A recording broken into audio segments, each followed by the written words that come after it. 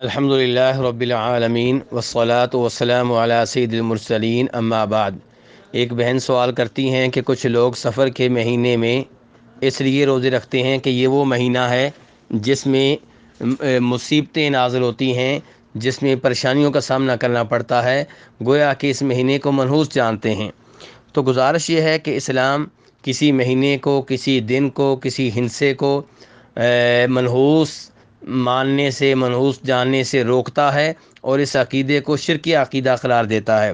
چنانچہ عبداللہ ابن مسعود رضی اللہ تعالیٰ عنہ فرماتے ہیں کہ نبی علیہ الصلوۃ والسلام نے فرمایا الطیرۃ شرکن الطیرۃ شرکن ثلاثہ، کہ آپ نے 3 دفعہ فرمایا بدشگونی شرک ہے، بدشگونی شرک ہے، بدشگونی شرک ہے۔ اور پھر آپ نے یہ بھی وضاحت کر دی کہ وما منا الا، کہ ہم میں سے ہر ایک کو کوئی نہ کوئی وہم ہو ہی جاتا ہے، مگر اللہ عز و جل اسے توکل کی برکت سے زائل کر دیتا ہے۔ یعنی کہ ذہن میں کبھی کوئی چیز آ جاتی ہے کہ فلاں آدمی میرے گھر میں داخل ہوا تو اس کے بعد یہ واقعہ ہوا، شاید وہ منحوس ہے، یا فلاں دن میں نے یہ کام کیا، شاید اس لیے میرے اوپر یہ مصیبت آئی، شاید وہ دن منحوس ہے۔ لیکن ان چیزوں کو دل میں جگہ نہیں دینی چاہیے، اللہ پہ توکل کرنا چاہیے، اللہ پہ بھروسہ کرنا چاہیے، یہ عقیدہ رکھنا چاہیے سب کچھ اللہ کی طرف سے ہوتا ہے،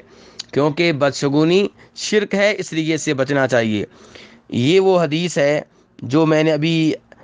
بتائی ہے، اسے امام ابو داؤد اور امام ترمذی اور ابن ماجہ وغیرہ نے روایت کیا ہے۔ ایسے ہی ایک اور حدیث ہے جسے امام بخاری، امام مسلم اور امام ابو داؤد روایت کرتے ہیں، جس میں جناب ابو ہریرہ کہتے ہیں کہ نبی علیہ الصلاۃ والسلام نے فرمایا لا عدوى ولا طیرہ ولا سفر، کہ کوئی مرض بذات خود متعدی نہیں ہوتا۔ ایک بیماری ایک انسان سے دوسرے انسان تک، ایک اونٹ سے دوسرے اونٹ تک بذات خود منتقل ہوتی ہو، بذات خود متعدی ہوتی ہو، یہ عقیدہ غلط ہے۔ فرمایا ولا طیرہ، اور اسلام میں بدشگونی کی کوئی گنجائش نہیں ہے، ولا سفرہ، اور سفر کا مہینہ منحوس نہیں ہے۔ جب آپ نے یہ عقائد بیان کیے تو ایک بدوی کہنے لگے کہ اللہ کے رسول علیہ الصلوۃ والسلام کہ یہ کیا مسئلہ ہے کہ اونٹ اچھے بھلے ہوتے ہیں اور ہرنیوں کی طرح ہوتے ہیں، لیکن ان میں سے ایک اونٹ کو خارش لگتی ہے تو سب کو خارش والا کر دیتا ہے۔ گویا کہ یہ بدوی صحابی یہ کہنا چاہتے تھے کہ آپ کہہ رہے ہیں کہ ایک مرض بذات خود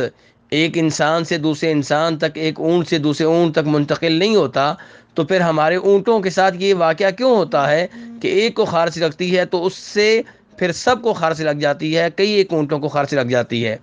تو آپ نے اس بدوی صحابی کا عقیدہ درست کرنے کے لیے آپ نے اسی مثال کو پیش نظر رکھتے ہوئے فرمایا مجھے یہ بتاؤ کہ پہلے اونٹ کو خارش کہاں سے لگی، کیسے لگی؟ یعنی کہ پہلے اونٹ کو خارش خود ہی لگی ہے، کہیں سے نہیں آئی، تو اس سے پتہ چلا کہ دوسرے اور تیسرے کو بھی خود ہی لگتی ہے۔ اس کے باوجود اسلام احتیاط سے نہیں روکتا۔ اگر ایک آدمی کو یہ خطرہ ہے کہ میرا عقیدہ کمزور ہے، اگر ایک میرے گھر میں ایک آدمی کو کوئی بیماری لگی ہے، اس سے دوسرے کو لگ گئی، تو میرے ذہن میں آئے گا کہ اس کی وجہ پہلا آدمی ہے، تو اس کو احتیاط کرنے کی اجازت ہے، وہ اپنے ایک مریض سے دوسرے لوگوں کو تھوڑا سا دور رکھے، اس میں کوئی حرج نہیں ہے۔ لیکن حقیقت یہی ہے جو نبی علیہ السلام نے بتا دی کہ بذات خود ایک مرض ایک انسان سے دوسرے انسان تک، ایک اونٹ سے دوسرے اونٹ تک، ایک بکری سے دوسری بکری تک منتقل نہیں ہوتا۔ تو اس لیے سفر کے مہینے کو منحوس جاننا غلط ہے، یہ اسلامی عقائد کے خلاف ہے، اور اس وجہ سے سفر کے مہینے میں روزے رکھنا کہ یہ بیماریوں کے اور مصیبتوں کے نازل ہونے کا مہینہ ہے، میں روزے رکھوں گا تو ان بیماریوں سے دور رہوں گا، مصائب سے دور رہوں گا، یہ غلط ہے، واللہ اعلم۔